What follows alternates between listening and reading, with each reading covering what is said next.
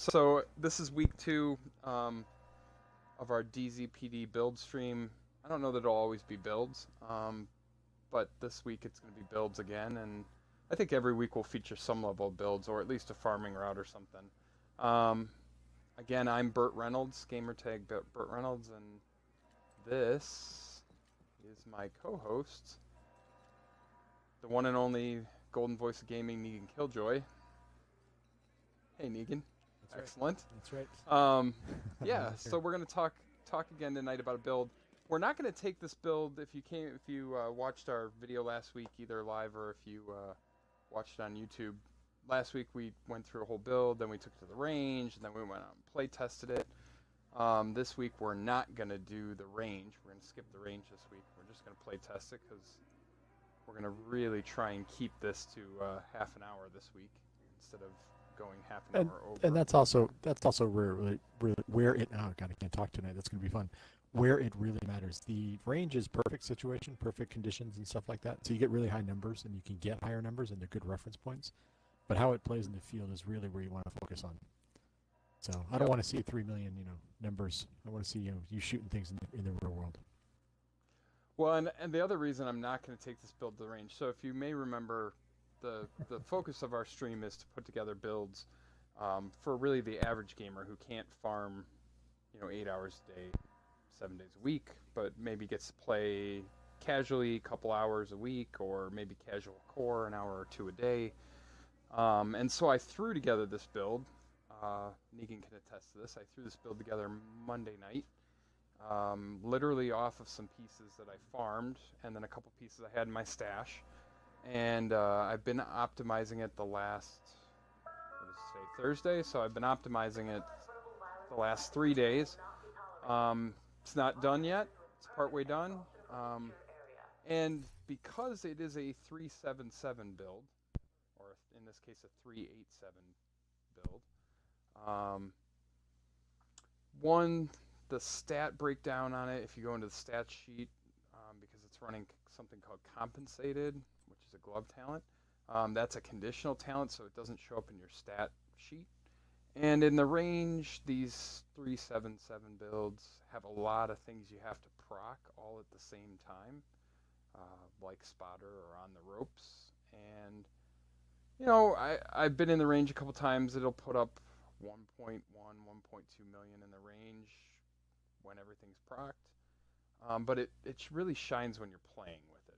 It's a great build for playing, especially in group play. It does kick out a lot of damage, but it's not really a range build, so we're not going to go there tonight. And with that, I'm going to dive into it. So you know the format. Negan's going to ask questions of why did I do these things. The answer this week is going to be, I don't know, because I found this thing in a chest and I put it together. No, I'm kidding. Well, no, that's a legit question. I mean, obviously you're kidding about finding the chest because spotter's off the mask, right? So that's kind of what you built this around with spotter.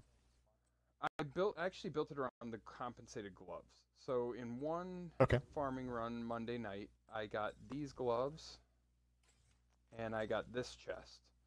And that was the genesis for starting the build. Was those pieces. And spotter just happens to complement it. This actually I had in my stash just sitting there. I have a different spotter build that we will focus on another week. But I had this in my stash and wanted to use it. So why those particular we'll start pieces? With the gloves. What made you? I was going to say, why don't I start with the gloves? I think that's probably a good place to start, go for right? that. Might as well, since that's what drove it to it. Yeah, exactly.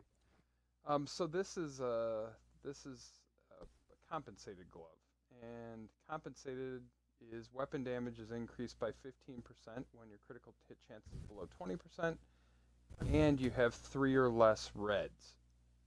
So 3 or less red attributes. And basically, I think the intent of this glove, I believe, was to give skill builds a way to still put out damage, in theory. But as we all know, skill builds are kind of not in a good spot right now. So it can be used to, in essence, build a high damage, we'll call it a CC build instead of a skill build. And and that's really what I am building around here. So that's the talent. It can be tricky to only have 3 red talents, right? And I had built a compensated build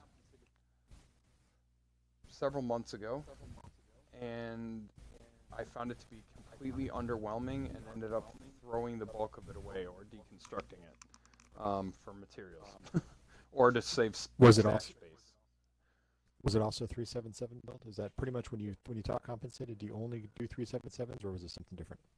Or in this case, No, I 387? think you're always going to have 3 in your first, or want to have 3 roughly in your red category. I think it was a 377. It might have been a 378 or Okay. something along those lines. It was actually very similar theoretically to this build. Because when we talk about a couple of these other talents, they go very well with compensated. But the mistake I made on the first build I made was the 3 reds I chose. So there's basically, you could have backpack damage. You can have glove damage. You have chest damage. You have damage to elites. Those are all your raw damage talents. Anything else is going to be a conditional damage talent, like critical hit chance or critical hit damage or headshot damage. Those are all conditional damages. They only come into play when you meet the conditions. So inherently, you're always going to want raw damage talents. And last time around, I picked wrong. I picked weapon damage on the chest, weapon damage on the gloves, and weapon damage on the backpack. That seemed to make the most sense to me. They were all flat damage, talents, and so when I got the thing out and started playing with it last time around, it played really well in average level content, story missions. It played well even in hard missions. It played pretty good in like level 2, tier 2 and tier 3 checkpoints, regular bounties, and then I'd get into something tough like heroic bounties or challenging missions, and it was terrible. It did not kill anything, and I couldn't figure out what was going on. And then what was actually wrong is that, as we talked about last week, damage to elites is your single biggest damage booster in the game when you're fighting elite enemies or gold bar enemies. And my old build, my old spotter compensated on the ropes build, did not have any damage to elites. Really, I think I had maybe 20% DTE off of some of the pieces on it, and so it did not play well. So anyway, that's compensated build, and that's the gloves that's compensated. Those are the gloves, and those are the requirements. So my recommendation is that you're going to need 3 reds, and those 3 reds should always be glove damage, in my case chest damage, and damage to elites. Now, if you had pieces where you had a chest that had lower damage than the backpack, then you might want to go with backpack damage and no damage on the chest. But from a stat capacity standpoint, the chest can roll higher damage than the backpack can. Does that make sense? It does. That's actually what you obviously want to shoot for the higher damage stuff, so chest is the way to go. Yep. My highest backpack roll is like a 10.5. I know there are higher. I have never seen one. I have a lot of 9s. I have 110, and I have one 10.5. But so that made sense to drop the backpack. Well, still, I think the highest that it can go is like 14, and that sounds very specific. That's on Alps, I believe. So having a 10 is still pretty good. 10 is top end of the other stuff. Right. Whereas the chest, I have this one's got like 13.5. You can get, I think 18 is the highest. And your chest is going to have, as one of our other DZPD guys told us, total armor on chest can roll much higher. So there are, you can get really good rolls on the chest. So I just choose to kind of go there for, trying to stack up my damage rolls. Looking at the mask, it has spotter on it. Spotter is a conditional talent that comes when you pulse enemies. and it's a 20% flat damage boost to pulsed enemies. Now, I like Spotter because it also buffs the group. So, you know, I could run additional DTE up in this slot, but when my pulse is up and I pulse enemies, I get 20% damage buff, and so does Negan and anyone else who's running with us. So, like the Spotter talent, that's why I chose it there. You can see I went with an electronics roll. Again, I need to have, in order, and you'll see why in a minute. So, Spotter requires 5 or more yellow talents, right? So I'm going to need a yellow talent here. I rolled the DT on this mask. Again, you want that to be as high as possible, ideally, because you're not going to have as many hard-hitting pieces in this kind of build, because you're going to have other talents. Any questions on that one, Negan? I put this build together literally in like 10 minutes, and so I could farm for other pieces. This is a Wyvern piece. There's no reason why it's Wyvern. I didn't, you know, was like, there wasn't a conscious decision there. Does that make sense? It's just the piece I had in my stash. All good. Looks like you're making sense so far. Okay. Chest piece. Yeah. So I rolled the weapon damage on this. Unstoppable Force is going to be your friend here. The Unstoppable Force is going to give you extra damage based on your armor after a kill. So you're going to have to get a kill, then you're going to get 2% damage. So for each 100,000, you can pick up 8% damage for every 100,000 armor you have. You want to have, and you'll see here, like my armor is right at 275, right? If I go to 290, I'm not going to get any more damage. But if I go to 273, I'm going to lose damage. So you kind of want to be around whole numbers of 25, multiples of 25,000. So on this one, what am I picking up there? 8, 16, 20. Math is hard. Yeah, no, it's not 22% after a kill. Weapon damage. I could have rolled the armor speaking on of here. armor, Could have real rolled a lot of. Yep. Notice, so you went 275, which makes sense. That's a multiple of 25,000, which makes sense. Now, if you're going to drop it down, some people look at your health and 70,000 or so. Do you feel that's a good place for your health, or do you feel, since you did quote throw this together, which whatever, when you can throw stuff together better than my builds. So the health, would you actually look higher for health, or would you look lower, or do you think 72 is a good place for health?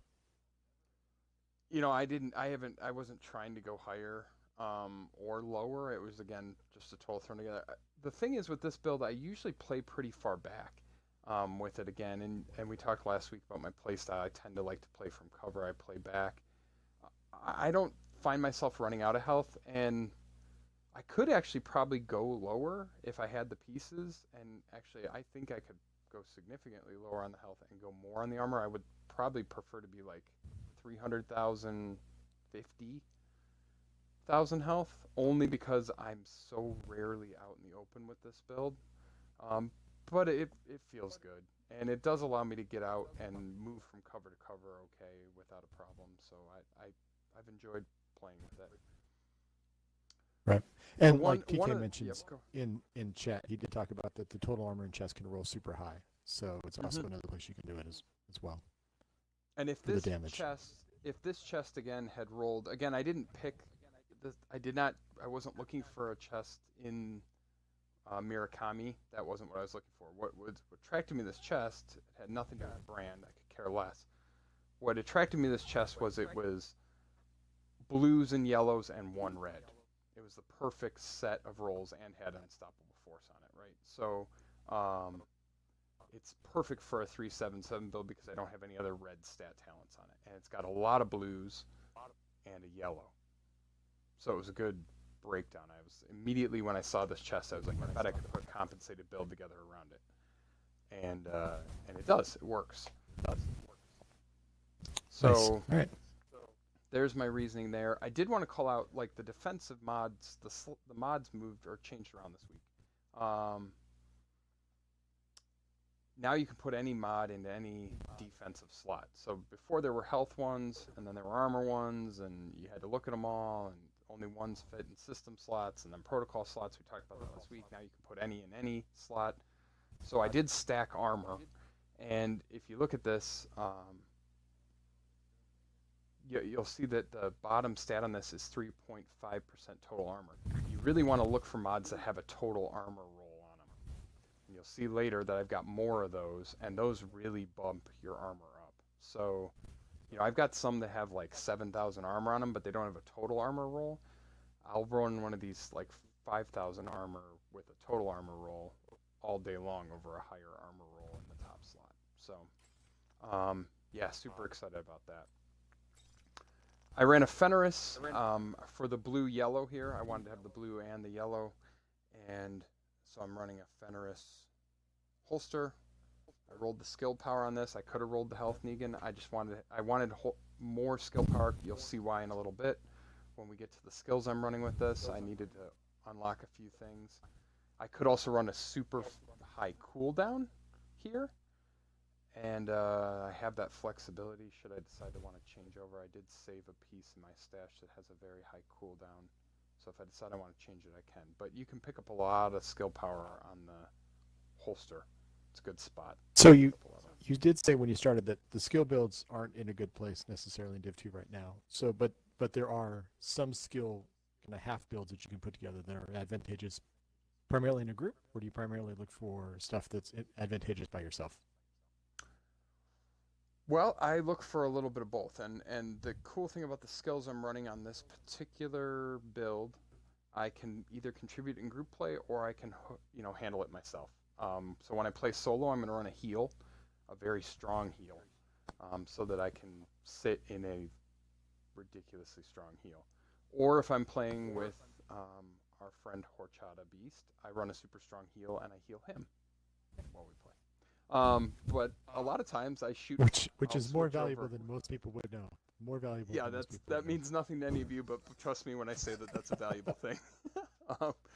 When I'm generally playing, I will run the fire starter, chem launcher, and I will shoot a bunch of flaming canisters at everything. And then that's when you get to run a rifle build with Wicked on it, and we can all enjoy the CC from those fire grenades. So it just depends. I mean, there's some flexibility here, and that's part of what I like about the build. On the backpack, so this is where some of that skill stuff comes into play, right? So I've got a talent on here. It's called On the Ropes, if you don't know what that one is. This is, again, going to give you a flat damage boost while all skills are on cooldown. And this is the only piece in this build that I haven't picked up in just the last handful of days, right? This is the old... This is an old backpack that I had from I think a 5.7.7 build from when I didn't know what I was doing putting builds together a while ago. This is actually a pre-TU 1.3 backpack. This is like I probably got this back in the end of March maybe. And so like an idiot, I rolled hardened on this. Regrettably, it's been sitting in my stash collecting dust since. I would love to get another backpack with these exact rolls because obviously I would not roll hardened onto it. I would roll, well, hopefully I would get one that has hard hitting on it, and then I would just roll a % armor roll on it. But like a moron, I rolled a talent over on it. So old backpack, chalk it up to figuring out the new system when this game launched. You will see here again, I'm stacking pulse skill power and chem launcher skill power on this electronics mod, and again I've got a % armor mod. Now on the ropes, basically what it allows you to do is you, when you have spotter up and you hit your pulse, all the pulsed enemies are going to take 20% additional damage. When that skill goes on cooldown, provided you're also using your other skill, on the ropes is going to come into effect. And then you're going to do 25% more damage. Now that's just for you. That's not for the group. That's only going to impact you, unlike spotter. So while your skills are on cooldown, which you want them to always be on cooldown, you're going to be doing 25% more flat damage. When your pulse comes back up, you hit it right away, then your group gets 20% damage, including you. So you basically cycle on and off between having 100% uptime of either 20 or 25% damage. That's what an on the ropes build is. So combining the two together, you're constantly having a damage boost. We talked about the gloves, and you'll see a piece here that's very similar to the piece I featured last week in my build, which was this one. But this is the electronics version of it. This is a Fenris pair of knees, running patience and hard hitting for the same reasons I ran it last week.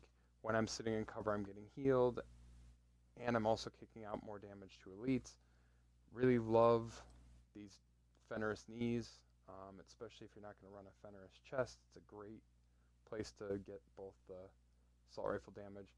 10% damage or protection from elites, it's an okay stat. Don't absolutely love it, but you know, it's better than other options. So that's the reason I chose the knees. Again, devastating on the holster for the extra damage. I'm basically just stacking damage wherever I can get it.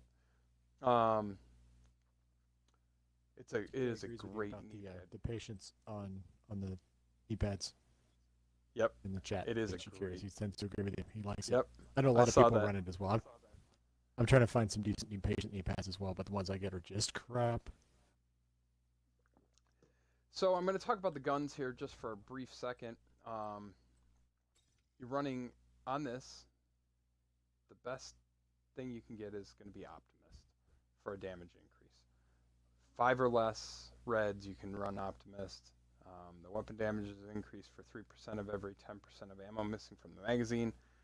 If you're familiar with the game Destiny 1, this is a lot like glass half full or glass half empty. I forget what the talent was, which was also a popular stat there, which meant, you know, as your gun got lower in ammo, you pick up damage. It's good talent. At the end of this magazine, you know, you're doing a considerably larger amount of damage. It means you're pretty much always going to want to empty your magazine. Again, Allegro. Love Allegro. In this particular case, I chose to run a Mark 46. I have a variety of different LMGs with unhinged on them. This one has a good damage roll. And the reason I chose this one is because it has jazz hands. And these belt-fed LMGs take a while to reload. Last night, when I was playing with Negan and some other people, I was needing to be able to reload quickly. I do have other options. I could run, you know, I have this classic M60. You can see considerably more damage out of that one, but considerably longer reload time. And so going back to your primary gun, do you prefer Allegro over jazz hands or extra all the time, or do you kind of look for jazz hands and extra? Obviously, put jazz hands on the LMG, but what about the? Yeah, I would always choose Allegro in a build over jazz hands or extra because of being able to kick out more damage in a short period of time, bursting things down.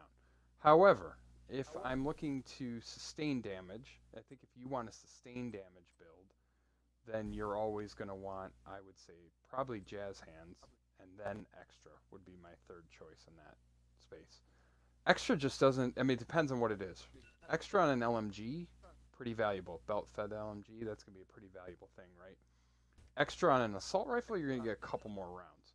Jazz hands, being able to reload very quickly, gives you a lot of sustain.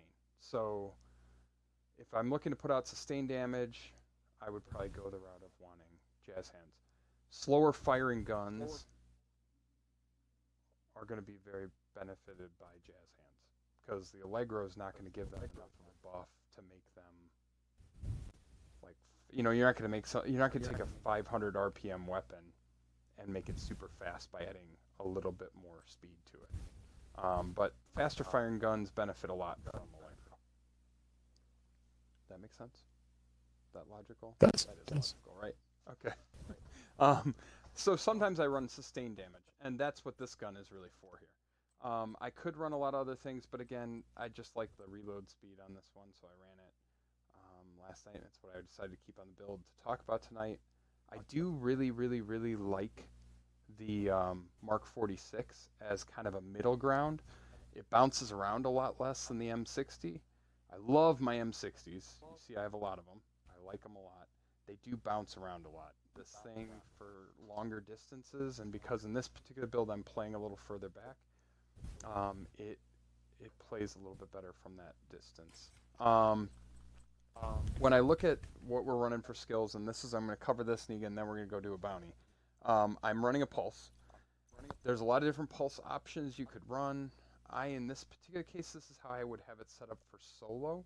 I'm going to run cooldown reduction, and I'm going to run an effect duration.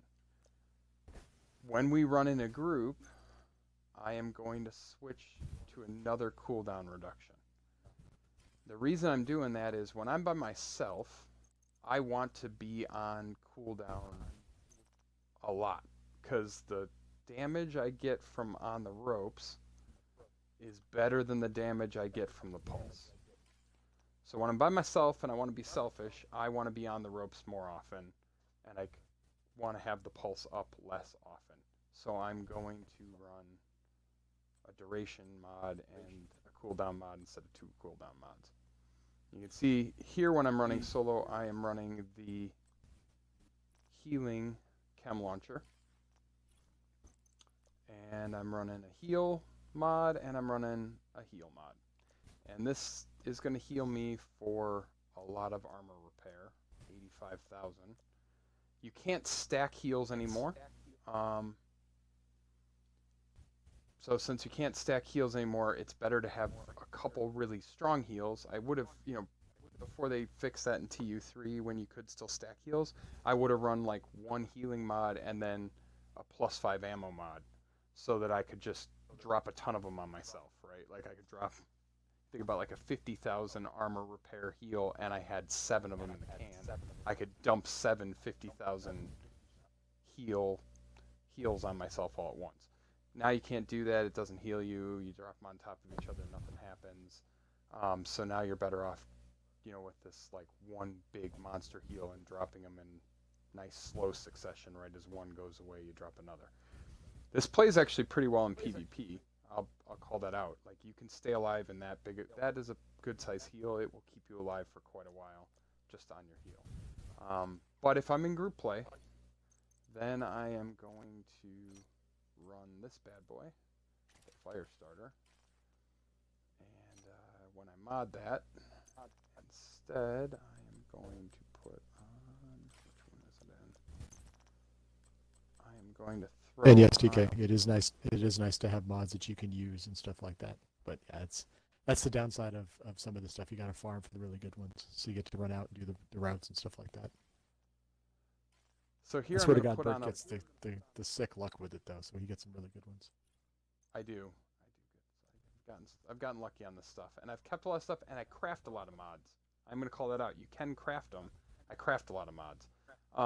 So I'm going to throw a duration one on here, and I'm going to throw a plus ammo, and that's going to give us those fire bombs.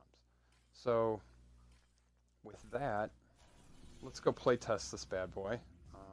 Let's do it. Because that'll be more fun than sitting here listening to me talk about it. That one's hard, normal. I know I have a challenge somewhere.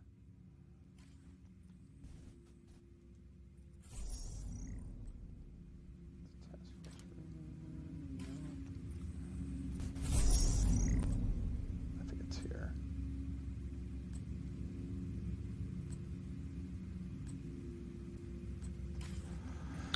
Oh, now I'm going to make myself a liar.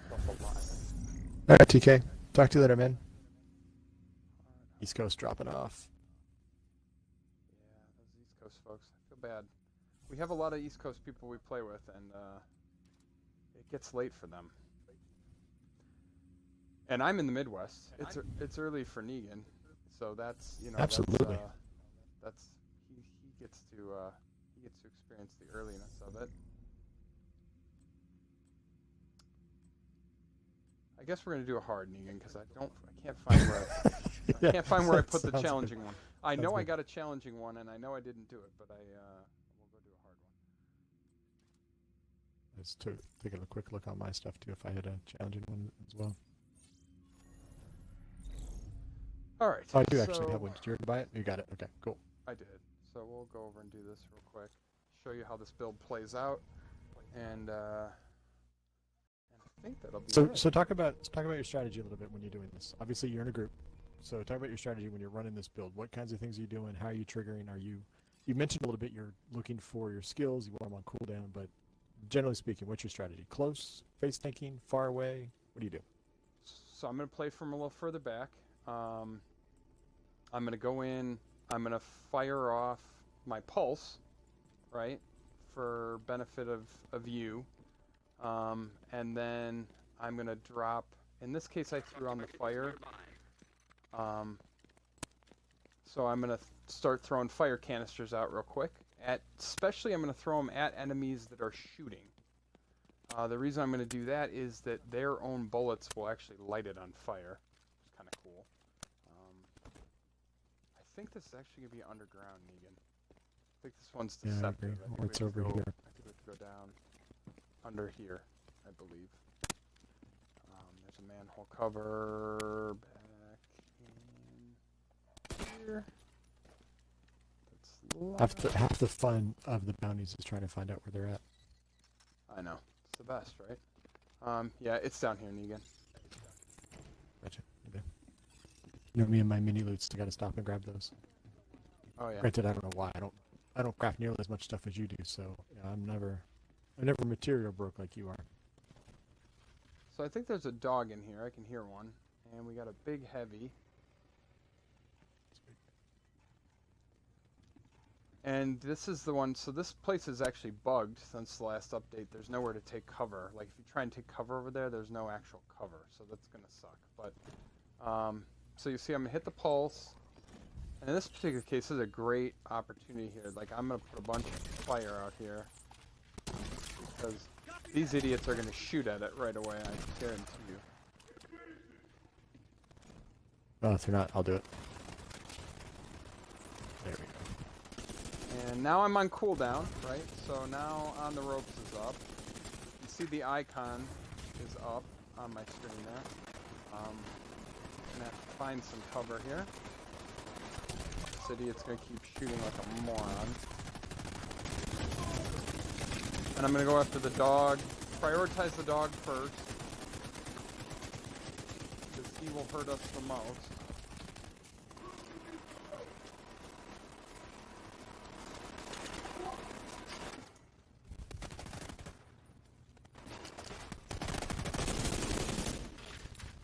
Now I don't have a heal because I'm because of the fact that I'm running those fire bombs. I have no heal. I'm gonna have no skills here for a minute. And they're not on cooldown either. Are they? No, that doesn't. When the dog does its thing, that doesn't put you on cooldown. That just poses your skills.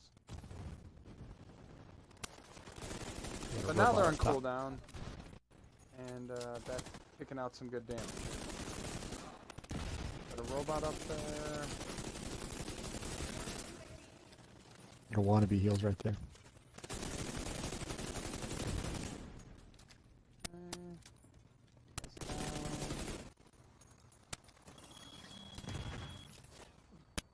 He's dropping those on us. Now I forgot to switch my pulse over. In a group I would have had, I forgot to switch the pulse over to 15 to the really quick cooldown. So, apologize for that, Negan. You're not getting the benefit of my pulse every couple seconds. That's right, I'm letting you do most of the work to show off what you can do anyway, so it's all good. I just run around covering your flank. Except when this particular person drops UAVs on us. The doggo. I hear a dog. My least favorite sound to hear. Ouch. Speaking of how much he can hurt, you almost took her down right there. And a robot. Nice. Yep. Guy got the robot.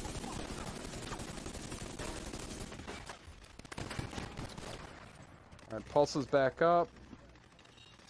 I literally every time that pulse comes up, I'm gonna hit. I'm gonna hit it.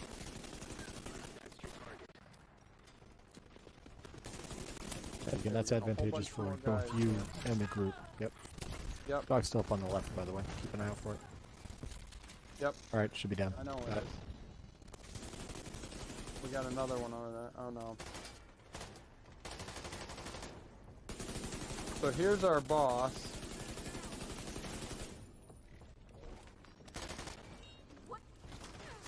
Who is, for those of you who don't know, the AI is back to being bugged and super aggressive. So that's what's going on with that boss pushing us like that. Boom. Didn't even go down. Nice. Done. Granted, that was just a hard one, so I guess we shouldn't be too proud of it. Yep. Yeah, we don't need to be super proud of that. There's nothing to be super proud of there. Yeah. But you did. But you were showing off the way you use your build. It was compensated. You got the skills on cooldown, and the pulse, which helps out everybody, gives us everybody the percent damage. Yep. And I actually took your advice. One of my guns has Ranger on it, so I was using Ranger on my build right now. And Berserk. That's good. That's nothing to do with it. So.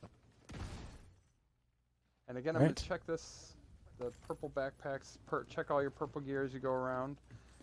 And I think with that, we'll go back to the base and sign off from there. Why backpacks in the purple. Who wants a purple backpack? What was that? I said I checked the purple backpack. Why. Right, oh, because the purples often have very high stat rolls that you can pull stat rolls off of. So when you go to re-roll stuff, it didn't. I checked it. It didn't. It didn't have anything. Yeah. Didn't have anything. Wasn't worthwhile, but it was worthwhile checking. So. And that goes back to the whole so again, the build type situation. Yeah, less rolls on it, so more opportunity for higher rolls. So again, just to recap, I'm running Optimist, I'm running Unhinged. Oh, I was going to talk about this. I'm running one of the pistols from one of the specializations, which you now get to 500 because it has 2 holstered talents in Rhythm and Wascally. Spotter, On the Ropes, Unstoppable Force. The reds you should run with are DTE. Wherever you have your highest weapon, all weapon damage roll, whether it's a backpack or chest, and then glove talent for specific weapon damage. Get some devastating in there. And again, I mean, the piece I want to replace now is the backpack. Now that I put this build together, I'm like, man, I got to get a new backpack. But, you know, again, something that can be put together. All these pieces came from orange hanging airdrop crates. And all of them but that backpack came in the last week of minimal farming. And then just looking at purple gear and putting stuff together. So absolutely not perfect, but certainly a valuable group composition build and something that can be, you know, put together relatively easily. So with that, I think we'll sign off. Negan, you want to sign off for us? This is Negan and Burt, and I feel like I should have something really super fancy to say. Yes, I don't. dude, I'm just gonna say you are the golden you are the golden voice of gaming. You need to have something good to say. Yeah, we'll work on some fancy ass sayings next time. But for now, this is Negan and Burt saying see ya, and join us next week. Yep, sounds good. Thank you. Good job, Burt. Appreciate it.